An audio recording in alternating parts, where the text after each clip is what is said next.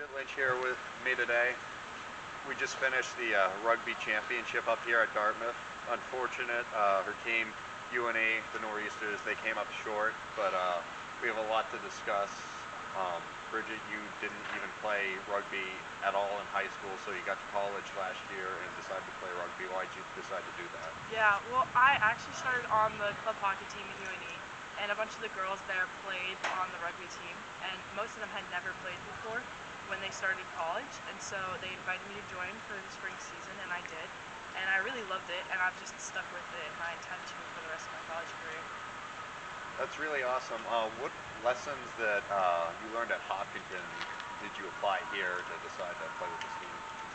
Yeah, I think I love being part of the sports team, like always, especially at Hopkinton, and I think that's something I carried with me through to college. I wanted to be on a sports team, I knew that for sure. And the rugby girls, especially on our campus, like they are just so great. Like I might be biased, but I would say probably the best team I've ever been on. They are just super supportive, and honestly, it made it super easy, like getting to know the sport and like learning stuff.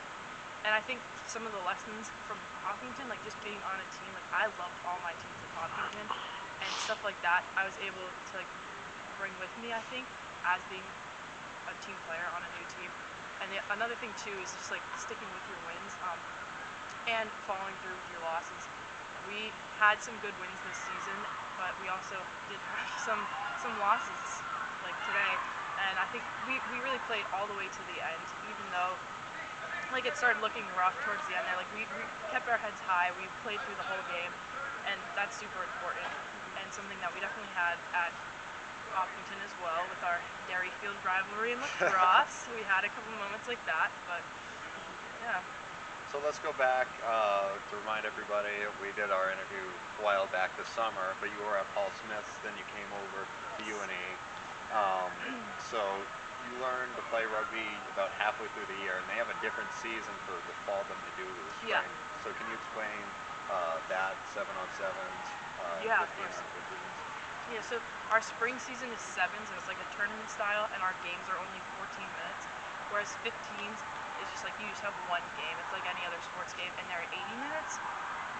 What I liked about sevens is that it's like a free-for-all. It really is. Like you get the ball, you run, like you fall. Hopefully someone rucks over, maybe. But 15s is much more structured. Like we have set plays.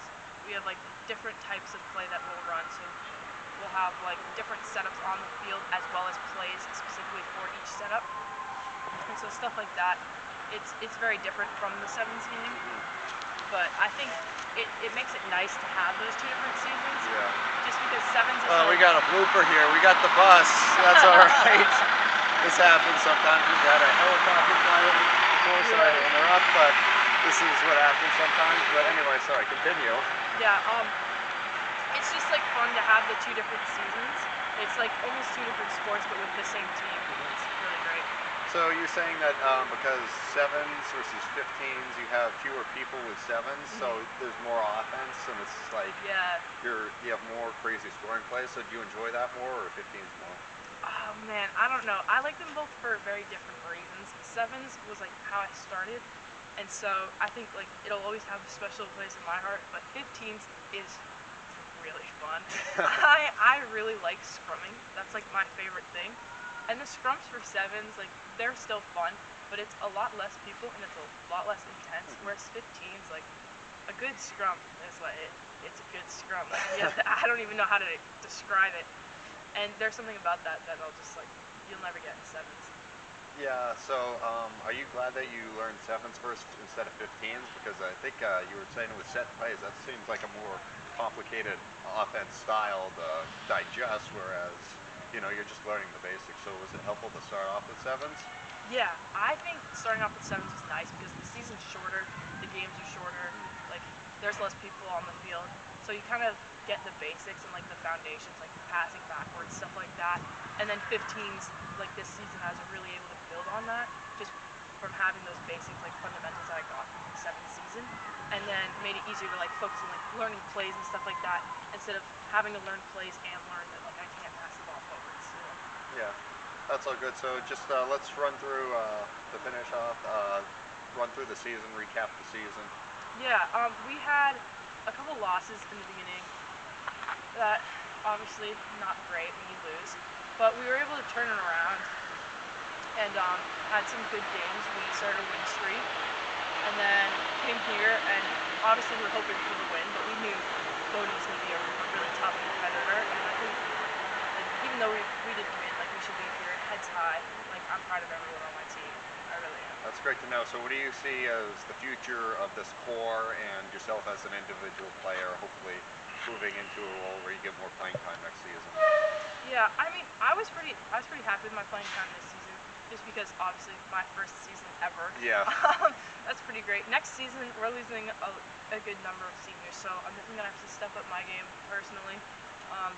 I'm not too concerned about like my playing time per se. I just want to make sure that whatever I bring to the table is the best that it can be for my team. I think whether they need me on the field or not, like I want to be 100% at practices, 100% all the time, just to make sure that as a program, like we're consistently getting better and Do you, win. do you have any plans individually over the off season for what you can do to improve as a player? Yes. I do have several plans. I'm currently training for, well, not really training. I'm starting a 5K program, and then I'll be done with that like less than a month. And then I'm training for a half marathon with a friend of mine on the team. And I'm also doing ROTC, so I'm hoping that'll help keep me in shape.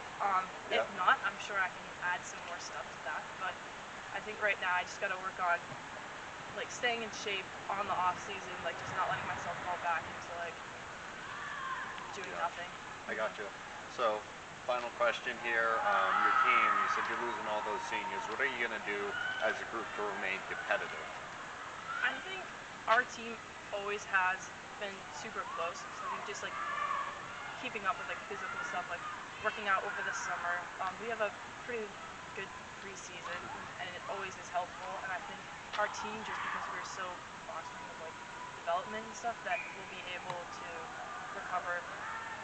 I mean, it'll be rough, obviously. Yeah. Like those seniors are super important, but I do think next year, like we'll be okay. We have some really strong juniors, sophomores, like sticking with us. I know we have some new recruits hopefully coming in, so I'm hopeful for next season.